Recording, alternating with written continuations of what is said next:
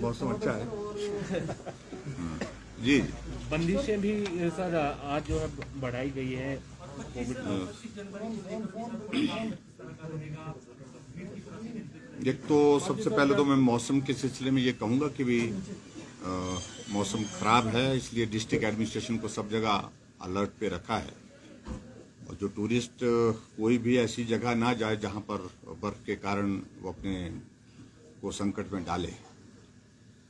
और दूसरी बात यह है कि जितनी रोड्स, वाटर सप्लाई स्कीम्स और हमारे ट्रांसफार्मर्स डाउन हुए हैं, उनको रिस्टोर करने के लिए हमने तुरंत कहा है कि जल्दी से जल्दी कोशिश करिए। और मुझे इस बात की खुशी है कि बड़े युद्ध स्तर पर जो है रेस्टोरेशन का काम चल रहा है, चाहे वो रोड्स की बात है, चाहे वो वाटर सप्लाई स्कीम्स की बात है, चाहे वो हमारी पावर सप्लाई की बात है।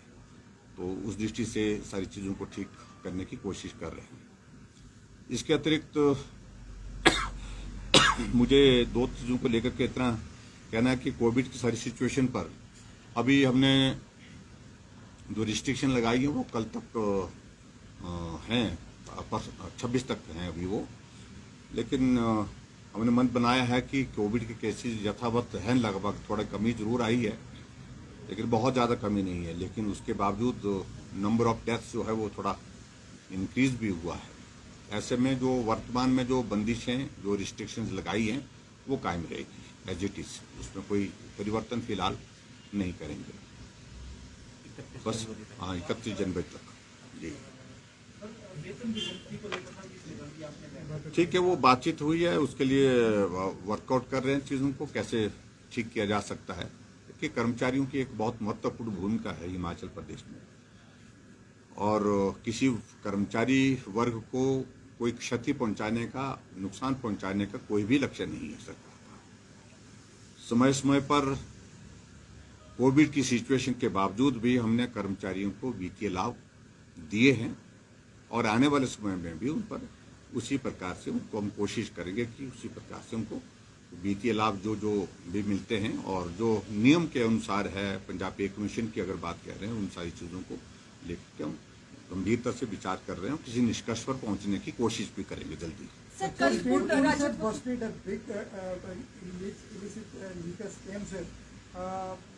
सोनापुर में कुछ लोगों की डेथ भी हुई है, लेकिन अब उस पर आरोप प्रत्यारोप दोनों से हो रहे हैं, कुछ फोटो पब्लिश हो रही है। अब क्या सरकार इसकी निष्पक्ष जांच कर रही है? और सर इसी में ऐड की ऐसी घटनाएं बार बार भविष्य में ना हो, सरकार इसके लिए क्या कदम उठा रही है? सरकार ने सारे विषय को बड़ा गंभीरता से लिया है और हमने ये भी सुनिश्चित किया है कि जो ऑर्गेनाइज्ड क्राइम के शेप में ये सारा धंधा जो चल रहा था, ऐसी कार्रवाई की जाए जो आने वाले समय के लिए एक उदाहरण बने। और मैं समझता हूं कि राजनीतिक दृष्टि से जो कुछ लोग अनावश्यक रूप से बोल रहे हैं उनको सब्र करना चाहिए। 7 लोगों की मृत्यु हुई है। जब हम कार्रवाई करने के लिए आगे बढ़े और जब कुछ लोगों को उसमें पकड़ा गया, पकड़ने के बाद उन लोगों के रिश्ते, उनके संबंध बड़े बड़े नेताओं के साथ, किसकी रिकमेंडेशन वो पदाधिकारी बने, किस पार्टी के बने, इस बात को लेकर के छुपाने की बात नहीं है। और मैं इतना ही कहना चाह रहा हूं, जो हमारे कांग्रेस के नेता जो बहुत ऊंची ऊंची बात कह रहे थे, कृपया झांक करके देखें, आज सत्ता में नहीं है, उसके बावजूद भी उनकी हिम्मत और हौसले, उनके लोगों के, उनके पदाधिकारियों के, किस प्रकार से एक ऑर्गेनाइज्ड क्राइम करने के लिए जिसमें 7 लोगों की जान गई है, उसमें उनकी संलिप्तता पाई जा रही है। इसलिए बोलने से पहले 10 बार सोच लेना चाहिए। जहां विपक्ष के नेता इस बात का जिक्र कर रहे हैं कि शुरुआत जयराम ने की है और हम खत्म करेंगे, क्या खत्म करेंगे?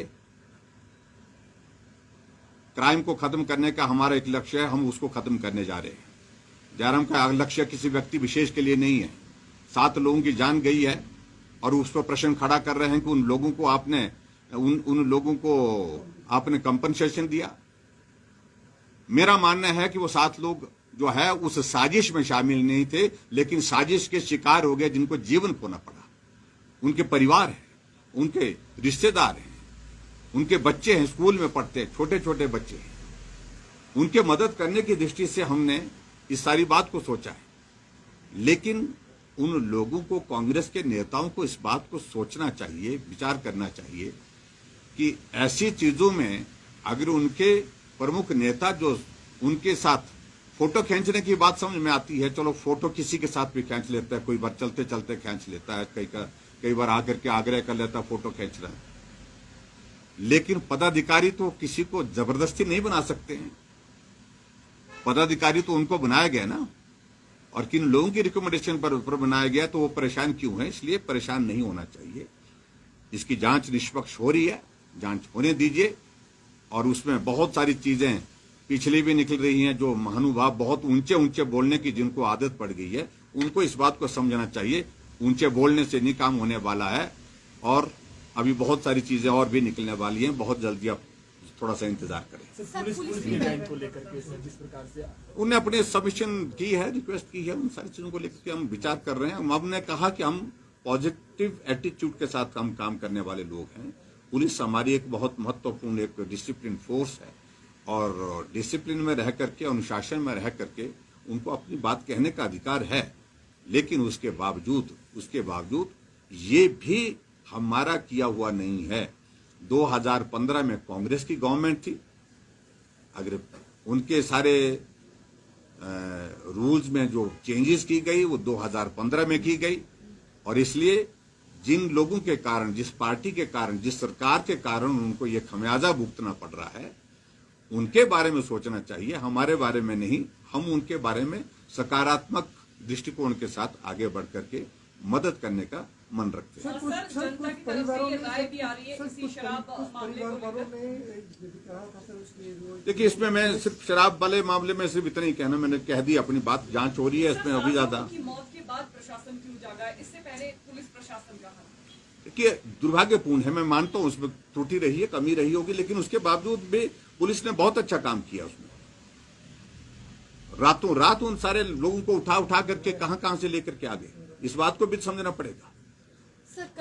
लेकिन जहां तक मैं इतना मैं जरूर कहना चाह रहा हूं कि आने वाले समय में हम उस कानून में अगर कोई हमको कुछ चेंज करना पड़े ऐसे ऑर्गेनाइज्ड कैंपेन, ऐसे क्राइम के बारे में, तो निश्चित रूप से करना पड़ेगा, और हम करेंगे भी। और हम तो कोशिश ये करेंगे, जिन लोगों का जीवन गया है और उन लोगों के लिए जो कंपनसेशन हम दे रहे हैं गवर्नमेंट की ओर से, जो मदद कर रहे हैं, ऐसे लोगों की जमीन जायदाद कुर्क करके जो है वो करनी चाहिए, ऐसी सजा होनी चाहिए। उसके तहत फिर उनको जो है मुआवजा उसके माध्यम से दिया जाए।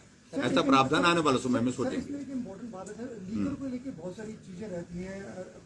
बहुत सारी डिटेल्स हैं, उन सारी चीजों को डिटेल में क्यों करेंगे चर्चा हम। लेकिन सर कार्यक्रम होने हैं और 50% क्षमता के साथ होने हैं, क्या एक मैसेज रहेगा? मेरा पूरे आप सबके माध्यम से, हमारा हिमाचल प्रदेश का स्टेटहुड है कल, और स्टेटहुड के इस दिवस पर मैं सभी हिमाचल वासियों के, आप सबके माध्यम से बहुत बहुत बधाई और शुभकामनाएं देता हूं। और कल का कार्यक्रम हमने सोलन में रखा है, और कोविड के नियमों का पालन करते हुए इस कार्यक्रम को करेंगे। 26 तारीख का कार्यक्रम भी कोविड के नियमों के पालन के साथ ही होगा, और 26 तारीख की भी मैं, रिपब्लिक डे पर भी मैं सभी प्रदेशवासियों को बहुत बहुत बधाई, शुभकामनाएं। Thank you please, thank you.